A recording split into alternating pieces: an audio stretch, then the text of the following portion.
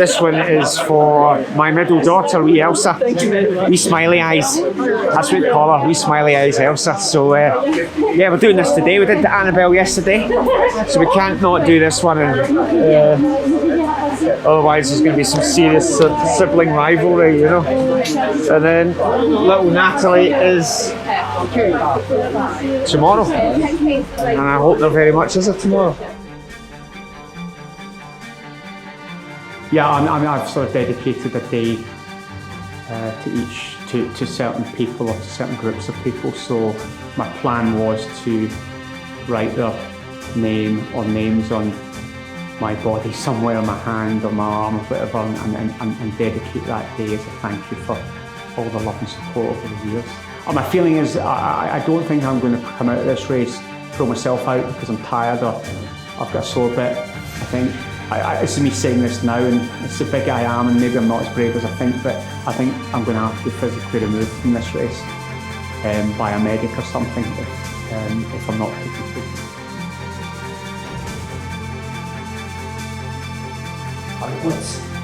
Undoubtedly, it's a physical challenge. So again, it doesn't matter how fast you go, right at the back or right at the front, it's physically arduous and demanding. And it's like that because the terrain is very challenging. And although there are long sections of very good trail, there are also long sections of very difficult terrain. Picked up a little injury on the way there. It's feeling fine at the start. Yeah, just from nowhere, so hopefully it goes to nowhere. I had one of those earlier in the week, so... You've got a way of getting through that kind of thing? Yeah. I think some of it just comes down to mental. But he's feeling better now.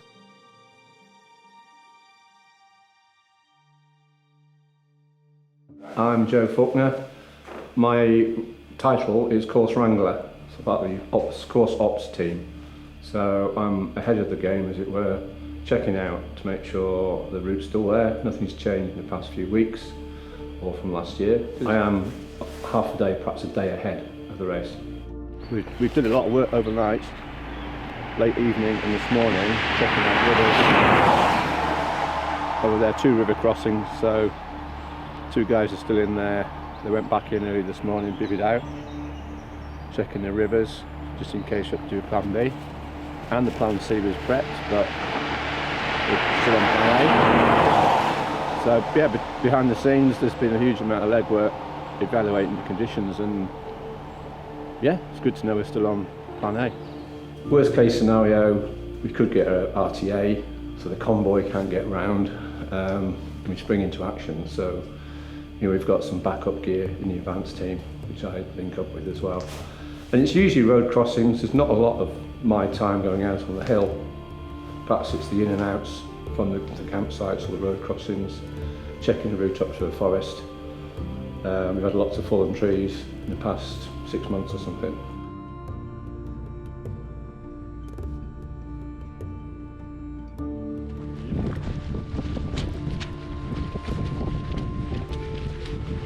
Yeah, just trying to keep my pace good, think about checkpoint 2 cut off, and yeah, hopefully the rest of the day will sort itself from there.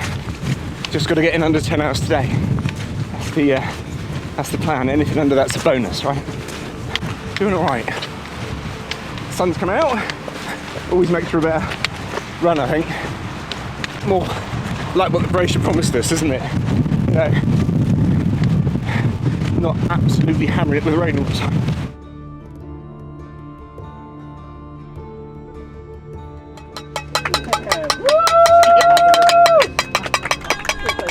Name is Andy, and hiking the Scottish National Trail, but taking the day off in the Boffey to cheer the runners on and shelter from the rain for a bit. The runners are also cheering along and smiling, so yeah, they're looking good, looking strong. We've got one coming up now. Go on, mate!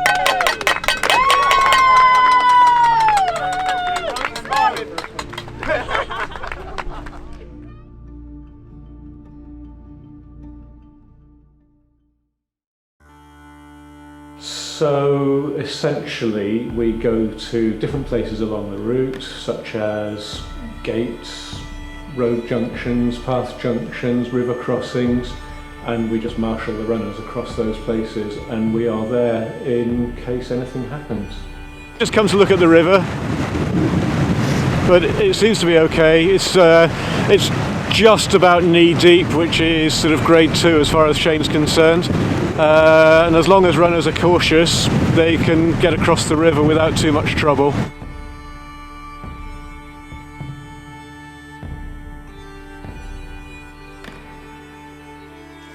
We try and work out where on the course we can sort of reasonably easily get to and monitor both back on the course and forward on the course as well. And there's 2 response teams who leapfrog each other and try and get it so that it's reasonably sensible. Oh, well done, mate! Good effort! So they're obviously, by the time they get to this stage, they're quite tired. They're wet. Most of their kit's wet. Probably going to be pretty cold. And so it's just really trying to keep encouraging them to kind of keep alert, keep eating, keep warm. And sort of just keeping an eye on them, and obviously race controller keeping an eye on the trackers as well. There's a river crossing sort of within 10k of the camp, and I think most of them will probably have teamed up to go across that, which is good, because that's what Paul's river crossing briefing was all about. On the first night? Absolutely, so they've clearly been listening. I think it helps with morale and spirit as well if you can get a little group of you together, get some talking going, well done mate! You can kind of chivvy each other along a little bit.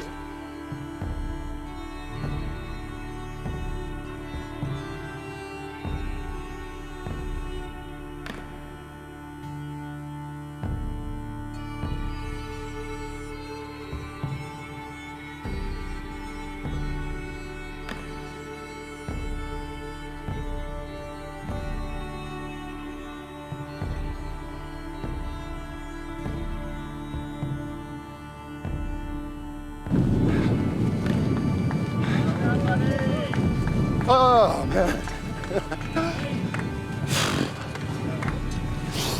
Oh.